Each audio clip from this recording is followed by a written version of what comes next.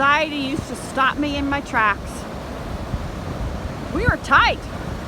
I mean, we were really, really close. There was times I couldn't get out of bed. But the good news is, we divorced.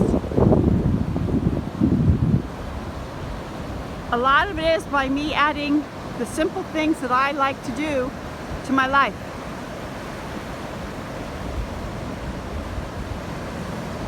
And I've learned that a simple breathing exercise, gentle and peaceful, breathe in, breathe out, helps me more than anything. And if you have to do it consecutive times, that means one after the other, go for it.